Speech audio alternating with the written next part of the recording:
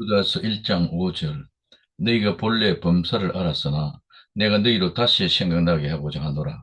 주께서 백성을 애굽에서 구원하여 내시고 후에 믿지 아니한 자들을 멸하셨으며. 아멘. 네 번째, 주께서 백성을 애굽에서. 첫째, 주께서 백성을. 이 백성은 특별한 의미로 이스라엘 백성들을 의미하며 이는 곧 성도들을 말합니다. 첫째, 예수님께서 자기 백성들을 죄로부터 구원하실 것입니다. 마태복음 1장 21절에 아들을 낳으리니 이름을 예수라 하라. 이는 그가 자기 백성을 저희 죄에서 구원할 자이심이라 하니라. 아멘. 두 번째, 예수님은 자기 백성들을 돌보시며 버리지 아니하실 것입니다. 누가복음 7장 16절에 모든 사람이 두려워하며 하나님께 영광을 돌려 가로되 큰 선지자가 우리 가운데 일어나셨다 하고 또 하나님께서 자기 백성을 돌보셨다 하더라. 아멘. 로마서 11장 1절에 그러므로 내가 말하노니 하나님이 자기 백성을 버리셨느냐? 그럴 수 없느니라. 나도 이스라엘인이요 아브라함의 씨에서 난 자요 베냐민 지파라 하고 말씀하고 있습니다.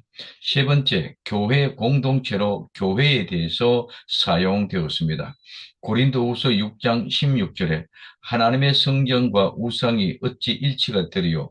우리는 살아계신 하나님의 성전이라. 이와 같이 하나님께서 가라사대 내가 저희 가운데 거하며 두루 행하여 나는 저희 하나님이 되고 저희는 나의 백성이 되리라 하셨느니라. 아멘. 베드로전서 2장 9절에서 10절에 오직 너희는 택하신 족속이요 왕 같은 제사장들이요 거룩한 나라요 그의 소유된 백성이니 이는 너희를 어두운 데서 불러내어 그의 기이한 빛에 들어가게 하신 자의 아름다운 덕을 선전하게 하려 하심이라. 너희가 전에는 백성이 아니더니 이제는 하나님의 백성이요 전에는 긍휼이 얻지 못하였더니 이제는 긍휼을 얻은 자니라. 아멘. 교회 곧 성도는 하나님의 성전이며 하나님의 백성입니다. 고린도전서 3장 16절에서 17절에 너희가 하나님의 성전인 것과 하나님의 성령이 너희 안에 거하시는 것을 알지 못하느냐? 누구든지 하나님의 성전을 더럽히면 하나님의 그 사람을 멸하시리라. 하나님의 성전은 거룩하니 너희도 그러하니라. 아멘.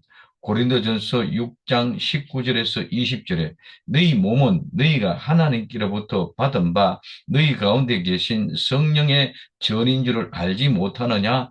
너희는 너희 것이 아니라 값으로 산 것이 되었으니 그런즉 너희 몸으로 하나님께 영광을 돌리라고 말씀하고 있습니다.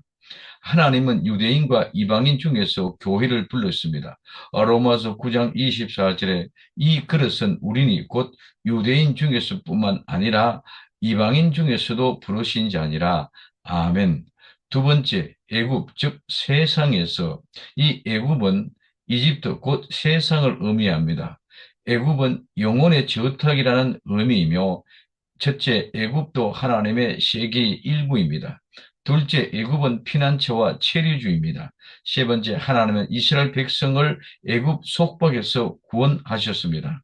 출애굽 이후에 애굽의 역할은 다양합니다. 애굽은 피난처로, 동맹국으로, 때로는 적으로, 그러나 때로는 도움을 구하는 잘못된 믿음의 목적을 가진 표본의 덫으로 나타납니다. 이스라엘 백성은 하나님을 의지하기보다 애굽의 힘을 의지하였기 때문에 정치적 속박과 그에 비슷한 새로운 형태의 속박에 얽매이게 되었습니다. 그러므로 애굽은 하나님의 심판의 대상이며 또한 하나님의 축복의 대상도 됩니다. 애굽, 이집트는 오늘날 세상을 의미하며 애굽에서라는 말은 애굽에서부터라는 말로 세상에서부터 구원하여 내시고 하나님은 성도들을 세상에서 불러내셨습니다. 이 사랑을 알고 예수님의 품 안에서 참된 안식을 누릴 수 있기를 예수님의 이름으로 부탁을 드립니다. 기도합니다. 사랑하는 주님, 주님께서 우리를 세상에서 불러내어 하나님의 백성으로 삼았습니다. 그 사랑과 은혜를 결코 잊지 않도록 축복하옵소서. 다시 오실 예수님의 이름으로 기도드립니다. 아멘.